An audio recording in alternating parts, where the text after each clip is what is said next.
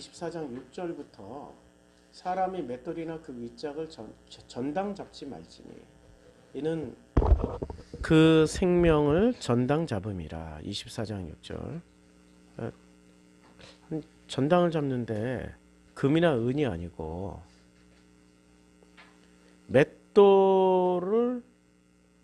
맷돌이나 그 윗짝, 그러니까 맷돌 중에서도 위에 돌리는 짝, 전당 잡지 말지니 이는 그 생명을 왜 맷돌하고 생명하고 전당 연결을 시킬까요? 참 신기하죠? 아니 어떻게 맷돌하고 다른 게 수도 없이 많은데 맷돌과 생명을 동일시했단 말이에요. 그래서 전당품으로 잡지 말라고 그래요. 그러면 우리는 여기서 또 알 수 있는 여러 가지의 팩트가 나옵니다. 야, 광야 생활에도 정당포가 있었구나. 그리고 광야 생활에서도 전당품을 맡길 정도로 돈이 급한 상황이 여러 번 있었겠구나. 그런 광야 생활은 만나와 메추라기와 구름기둥과 불기둥과 오직 하나님의 그 은혜와 하나님의 돌보심만으로도 충분한 세상이 거나 아니었거나. 근데 그걸 누가 결정해요? 하나님이 결정할까요? 사람이 결정할까요? 만나와 메추라기와 구름기둥과 불기둥, 성막과 법궤를 통하여서 사람들에게 필요 충분 조건을 다 제공해 주는데도 그걸 필요 충분하다라고 결정하는 주체는 하나님일까요? 사람일까요? 사람이 요구하는 대로 하나님이 다 채워주시려면 하나님 뭐가 되죠? 그때부터? 사람이 요구하는 대로 다 채워주면 하나님 뭐가 되냐고요? 애굽의 바로가 된다고. 이집트에 요구하는 대로 다 채워주는 게 세상 임금이잖아요. 아니 지금 민주주의 하자는 게 그거 아니에요? 아니 수많은 대중들이 원하는 대로 다 채워달라고 민주주의 하는 거 아니에요? 그렇죠. 그럼 하나님은 민주주의에서의 하나님입니까? 아니면 독재자로서의 하나님입니까? 이거 굉장히 헷갈리죠. 사람이 요구하는 대로 다 해결해주면 그 사람들이 행복해하고 그 사람들이 정말로 하나님을 사랑할까요? 예수님 말씀하셨어요. 욕심이 잉태한즉 죄를 낳고 죄가 장성한즉 사망을 낳는다고 그랬습니다. 그러면 인간이 행복해하는 것은 정말로 관계 때문에 행복해할까요? 끊임없는 욕망 충족 때문에 욕망 충족을 행복이라고 생각할까요? 욕망 충족을 행복이라고 생각하는 거죠.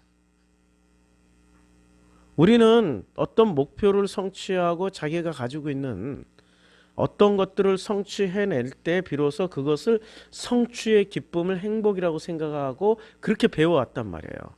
우리는 거대한 이데올로기 속에서 그렇게 배워왔다 말이죠. 하나님이 주셨던 만나만 가지고도 충분히 행복할 수 있단 말이에요. 그런데 그 만나만으로는 행복할 수 없으니 고기를 달라, 부추를 달라, 마늘을 달라, 뭐 여러 가지를 달라 외쳤던 거 아니에요? 그러니까 만나만으로는 만족 못하는 거예요. 그거는 인간의 욕망대 하나님의 현실이 부딪히는 자리예요. 그럼 하나님은 그걸 다 주실 수 있단 말이에요. 근데 하나님의 현실은 주면 안 되는 현실이고 인간의 현실은 그걸 꼭 받아 먹어야 돼. 고기는 반드시 먹어야 되고. 그러다 보니까 그 부딪히는 현실에서 뭐가 나오는 거예요? 인간의 욕망이 이겨먹는 거죠. 하나님의 현실을 인간의 현실이 뛰어넘기 시작하는 거예요. 하나님의 현실을 인간의 현실이 뛰어넘는데 그 강력한 힘이 뭐가 돼요? 인간의 숫자예요. 그들은 수요가 많음이라. 성경에서 여러 번 반복되죠. 인간의 머릿수가 많아지고 단체가 되고 거대한 집단이 되면은 인간은 무조건 100% 옳다라고 믿어버려요. 광화문에 300만 모인 사람들은 빼도 박도 안 하고 무조건 자기네들이 옳다라고 믿어요. 더하거나 뺄 필요도 없어요. 서초동에 모인 사람들도 100% 옳다라고 믿어요. 성경은 어떻게 말씀하고 있죠? 좁은 길을 가라고. 그 길은 찾는 자도 없고 길이 협착하고 힘들어서 갈 사람이 없어. 그냥 좁은 길로 가라고. 좁은 길로 가라고 말씀하고 계셔요. 그럼 좁은 길로 가는 사람은 무슨 문제가 생기냐면 먹고 사는 문제가 생기는 거죠. 주류 사회에서 벗어났으니까. 모든 먹거리와 잠자리와 안전을 보장하는 데서 벗어났으니까 가장 기본적인 안전에 대한, 먹음에 대한, 먹고 사는 문제에 대한 보장이 안 되잖아요. 그러면 그때에 필요한 게 뭐죠? 그때부터 그 사람은 세상이 주는 떡에서 벗어났기 때문에 세상의 떡을, 세상의 양식을 먹지 않고 하나님의 양식인 만나를 먹게 됩니다. 그게 광야에서의 궁극적인 목적이잖아요. 그 만나를 먹고 하나님이 보호해 주시는 그 보호에 따라서 살게 되어 있는 거죠. 그걸 체험하는 자리가 광야인데 그 광야에서 그걸 체험하려고 하는 사람은 극소수였어요. 60만 명 중에 몇 명이었다고요? 2명이요. 나머지 59만 9,998명은 엄청난 숫자예요. 59만 9,998대 2니까 그 사람들은 그 좁은 길을 선택해서 가지 않았어요. 살던 습관 그대로 갔다고요. 그대로 갔던 그 사람들에게는 맷돌은 중요한 건가요? 안 중요한 건가요? 그 사람들에게는 맷돌이 중요한 건가요? 전당포가 중요한 건가요? 59만 9,998명에게는 맷돌이 중요한 거예요? 아니면은 전당포가 중요한 거예요? 진지하게 물어보자고요. 맷돌이 중요해요? 전당포가 중요해요?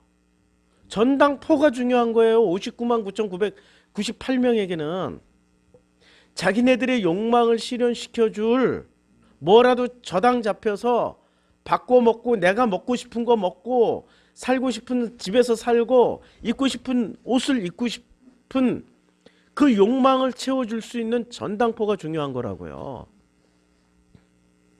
근데 2명에게는 전당포가 중요한 게 아니라 맷돌이 중요했어요. 그 맷돌로는 무엇을 하는 거죠? 그래서 맷돌을 찾아봐야 되는 거 아니에요? 맷돌 찾아보면 나오죠. 구약 안에서 맷돌이 어떤 역할을 했는지 찾아보면 나올 거 아니에요. 출애굽기에 나올 거 아니에요. 자, 출애굽기에 애굽 땅에 있는 모든 처음 난 것을 왕의 11장 민수기 11장 8절에 나오는 백성이 두루 다니며 그것을 거둬요. 그게 뭐예요? 만나를 거두어서 맷돌을 갈기도 하고 절구에 찢기도 하고 가마에 삶기도 하여 과자를 만들었으니 그 맛이 기름 섞은 과자 맛 같더라. 그러니까 맷돌이 어떤 역할을 했어요? 만나를 가는데 중요한 도구예요. 만나를 먹는데 맷돌은 필수품이라고요. 그러니까 맷돌은 무엇을 말하는 거예요? 하나님의 말씀을 양식으로 먹는데 가장 중요한 도구가 맷돌이라고요. 만나를 그대로 먹기에는 참 불편한 음식인 거죠. 음식 재료인 거죠. 그래서 만나를 갈아야 돼요. 맷돌로. 갈아서 그 만나를 자기가 필요한 대로 가공해서 조리해서 요리해서 먹게 되는 거란 말이에요. 그러니까 맷돌은 굉장히 중요한 거죠. 여호수아와 갈렙은 맷돌을 선택하죠. 근데 나머지 60만 명 중에 2명 뺀 나머지는 전당포를 선택할 거예요. 그래서 맷돌과 생명을 연결시킨 거예요.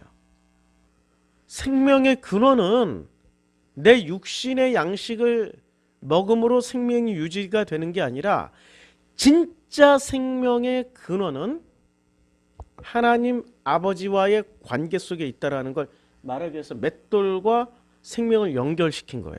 이제 맷돌 이해가 됐죠? 예. 확실하죠? 자, 7절. 그러니까 맷돌은 뭘 갈아엎어 버리는 거예요? 다시 좀 더 한 걸음 들어가 보자고. 이제는 어떤 것이든지 간에 이 맷돌은 어떤 곡식이든지 다 갈아버린단 말이에요. 그러면 인간의 양식을 갈아버리는 것도 맷돌이라고요. 맷돌의 역할을 한번 보자고요. 그러면 인간의 양식 안에는 뭐가 들어가 있어요? 인간의 논리가 들어가 있죠. 양식이라는 게 어떻게 그냥 이런 먹는 이런 양식뿐만이 아니라 인간은 뭐를 먹고 살아요? 아니 소크라테스가 얘기했잖아요. 나는 배부른 돼지보다는 배고픈 인간으로 살겠다고. 무슨 말이에요? 끝까지 인간의 고고함과 도도함을 뭐로 채우려고요? 허접한 논리로 아주 간단한 이데올로기로 자기는 살기 싫다고. 자기는 정말 이 인텔리한 철학과 학문과 이런 지식 속에서 살아가는 게 참 인간의 참 모습이지. 저 돼지들 같이 개 빼고 이때는 개님이 안 들어갔어요. 예, 요새 개 잘못 욕했다 큰일 납니다. 우리 견주들한테. 그 돼지처럼 그냥 아무 생각 없이 처먹는 저거는 인간이 아니라는 얘기예요. 소크라테스의 보기에는. 그럼 소크라테스가 그렇게 굶으면서까지도 안 먹으려고 했던 양식은 이때 무슨 양식이 되는 거예요? 인간의 논리가 되는 거죠. 인간을 돼지로 만드는 논리들. 그럼 맷돌에 무엇을 갈아요? 그런 논리들을 갈아 엎어버리겠다는 게 맷돌이에요. 그러니까 맷돌은 표면적으로는 1차적인 의미로는 양식을 곡식을 가는 도구이지만 2차적인 의미로는 한 걸음 더 들어가면 모든 이데올로기를 부숴버리는 갈아서 자 쌀알과 밀알과 보리알이 나달일 때는 서로 구분이 되죠. 그런데 이게 맷돌에 갈아버리면은 옥수수 가루와 쌀가루와 이게 구분이 됩니까? 잘 안 돼요. 먹어보기 이전에는 잘 모른다고요. 거기다가 살짝 거기에 무슨 뭐 색소도 첨가하고 뭐 이러면 진짜 구분 못해요. 전부 다 똑같은 가루니까. 이걸 섞어 놓으면 더 오묘한 맛이 나. 그런데 쌀알과 이 혼분식 있잖아요. 섞어서 먹으면 눈에 확 띄어. 골라 먹잖아요. 쌀알만 골라 먹는 인간이 있고 어떤 분은 당뇨 때문에 이게 분식만 아니 그 혼식 그 보리나 귤이나 이런 골라 먹잖아요. 근데 다 섞어 놓으면 골라 먹을 수가 없어. 가루가 된 상태에서 다 섞어 먹으면 오묘한 맛이 나요. 잘 배합을 잘하면은 인간이 좋아하는 끝내주는 맛이 나는 거죠. 맷돌의 기능을 이제 이해하셨죠? 자, 하나 이제 7절 넘어갑니다. 24장 7절. 사람이 자기 형제 곧 이스라엘 자손 중 한 사람을. 그러니까 자기 형제가 누구예요? 이스라엘 자손이 된 거예요. 그럼 이스라엘 자손이 되기까지 민수기를 거쳐왔어요. 그래서 제가 강의한 민수기 강의를 다 들으셔야 돼. 민수기 강의 다 들으셨나요? 제가 다 보내드릴까요? 예, 보내드릴게요. 민수기 내용은 한마디로 뭐 안에서 무슨 내용이냐면 이 민수기는 이걸 우리는 참 발음이 같잖아요. 예. 민수기 발음이 같잖아요. 여자 이름이 아니고 왜 민수기라고 하냐면 백성민자에 숫자에 이걸 센다라는 거예요. 그래 영어로는 넘버스를 씁니다. 숫자를 센다. 우리는 숫자를 세는 정도로 민수기를 알고 있는데 민수기는 실제로 숫자를 왜 세요? 1차적인 의미는 숫자를 세는 거지만 2차적인 의미는 군대를 만들기 위해서, 노동력을 확보하기 위해서 숫자를 세는 거 아니에요? 그래서 다윗이 숫자 세다가 하나님한테 징벌을 받았잖아요. 징벌을 받은 이유가 뭐예요? 이제는 너는 더 이상, 다윗이 성전을 짓지 못한 이유가 뭐예요? 너 손에 피가 가득해. 전쟁을 너무 많이 했어. 근데 백성 숫자를 세는 이유가 있을 거 아니에요. 그 이유 때문에 주님이 싫어하는 거 아니에요. 군대와 노동력을 확보하는 거는 뭐 하겠다는 거예요? 또다시 전쟁하겠다는 얘기이기 때문에 하지 말라고. 그렇죠. 그러니까 민수기의 목적은 뭘 만드는 거예요? 군대 만드는 거예요. 무슨 군대요? 하나님의 군대. 근데 하나님의 군대를 만드는데 민수기에 딱 끼어든 놈이 하나 있어요. 어떤 놈이 끼어들어요? 하나님의 군대를 안 만들고 사람의 군대로 만들려고. 딱 끼어든 인간이 이드로가 끼어들었어요. 그래서 이드로가 뭐를 심어줘요? 50부장, 아니 1000부장, 100부장, 50부장, 10부장을 딱 끼워 넣어요. 그런데 하나님이 원하는 군대는 1000부장, 100부장, 50부장 시스템이 아니고 12지파 시스템이에요. 12지파를 뭐라고 불러요? 이스라엘이라고 부른다고요. 그래서 이 싸움이 민수기 내내 일어나요. 이드로의 시스템 대 12지파의 시스템이, 1000부장 시스템 대 12지파의 시스템이 내내 이 두 개의 조직이 끝까지 싸워요. 끝까지. 결국엔 민수기에서 이드로는 떠나요. 야, 이제 더 이상 먹을 게 없다. 내 고향 친척. 우리 난 간다 하고 떠나. 떠나도 이드로는 떠났지만 이드로의 1000부장 시스템은 여전히 남아있어요.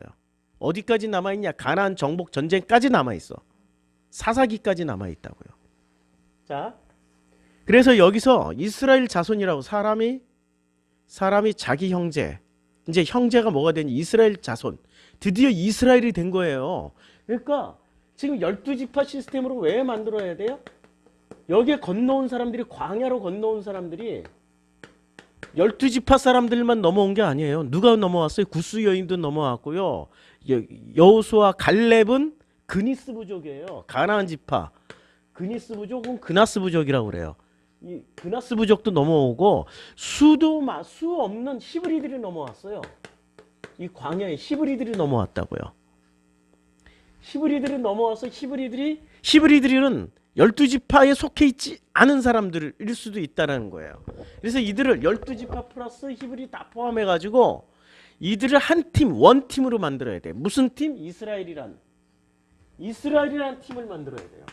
근데 이스라엘이라는 팀을 만들어야 되는데, 그래서 야곱의 이름을 뭐로 바꿔줬어요? 예. 그래서 야곱의 이름을 안 바꿔줬으면은 이스라엘 원팀이 되는 게 아니라 야곱 원팀이 되겠죠. 예, 이름이 좀 이상하잖아. 야곱은 사기꾼이니까.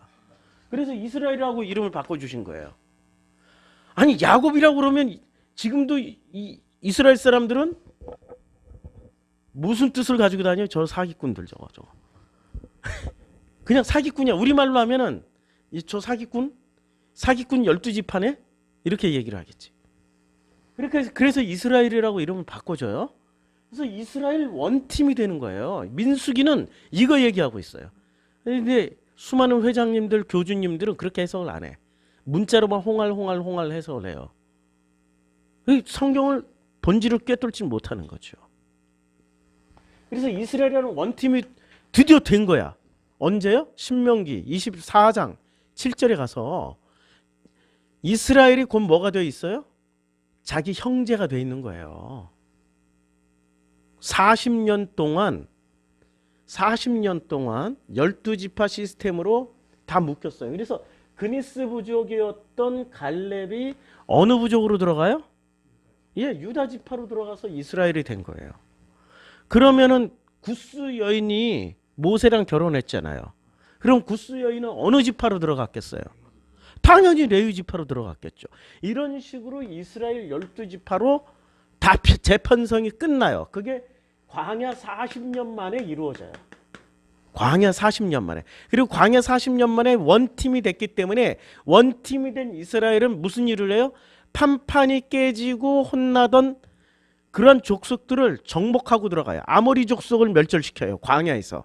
가나안 땅에는 아직도 아모리 족속이 남아 있었지만 아모리를 멸절시키고 또 미디안 족속을 멸절시켜요.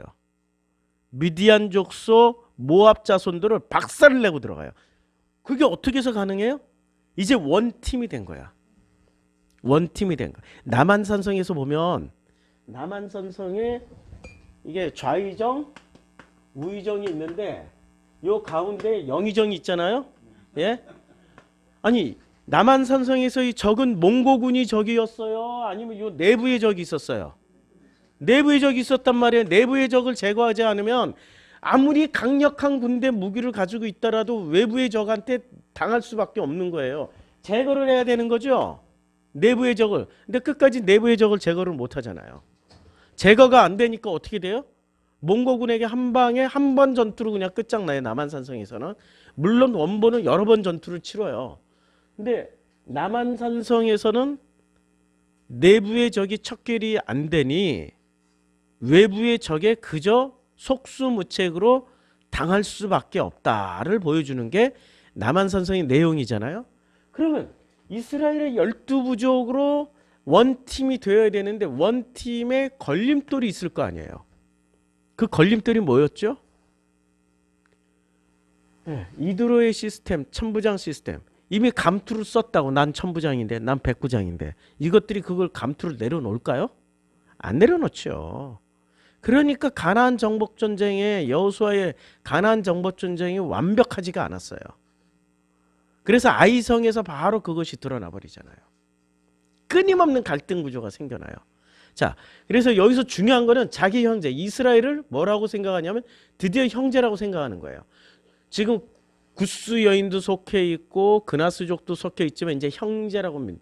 그럼 형제가 되기 위해서는 뭐가 원팀이 되기 위해서는 뭐로 원팀이 돼야 되냐고요. 사람을 한데 묶을 수 있는 그 이데올로기밖에 없어요. 그렇잖아요? 이데올로기밖에 없단 말이에요. 이데올로기밖에. 그런데 그 이데올로기밖에 없는데 그 이데올로기는 어떻게 해야 돼요? 무조건 맷돌로 갈아 버려야 된다고. 이제 이게 이해가 되는 거죠. 여기 한 구절 단어 하나하나가 그냥 나가는 단어 하나하나가 아니에요. 엄청난 논리적인 이 앞뒤 전후 맥락을 가지고 지금 진행이 되고 있는 이 글자란 말이에요. 이 글자 하나는 엄청난 역사를 담고 있다고요. 그러니까 자기 형제 곧 이스라엘 요 짧은 구 하나에도 민수기 전체가 요약돼서 들어가 있다고요. 그래서 이 사람이 자기 형제 곧 자손 중 이스라엘 자손 중 한 사람을 유인하여서 어떻게 해요? 종으로 삼거나 판 것이 발견되면 유인한 자는 어떻게 돼? 반드시 죽여야 돼. 이게 악이야. 왜 종으로 파냐고. 왜? 이게 지금 형제가 이스라엘의 형제가 되는데 몇 년 걸렸어요? 40년 걸렸단 말이에요. 구스 여인도 그나스 부족도 원팀이 되기까지는 40년이 걸렸고 그 팀이 되기까지는 끊임없이 맷돌에 만나를 갈아 먹은 후에 이렇게 된 거라고요. 그런데 유인을 해. 유인을 해. 종으로 삼아. 이 사람들이 어디에서 종되었었어요? 그렇죠. 그러면 광야에서는 광야에서 배워야 될 거 배워야 되는데 지금 광야에서 살면서 몸은 광야에서 사는데 이 사람들의 생활 패턴은 도로 뭐로 돌아가요? 애굽으로 돌아간 거죠. 그리고 그 종을 광야 그 애굽보다 더 나빠요. 팔아. 그리고 유인해서 만들어. 유인해서 종 만든다니까. 아니 지금 회장님들 교주님들이 하고 있잖아요. 아니 우리를 유인해서 종으로 만들어 놓고 있잖아요. 그래서 회장님들의 그 논리를 어떻게 해야 돼요? 그 모든 설교 그 양식들을 맷돌에 갈아버려야 된다니까. 그걸 전당포에 잡혀서 맛있는 거 사 먹지 말고 자기가 원하는 거 사 먹지 말고 무슨 말인지 알겠죠?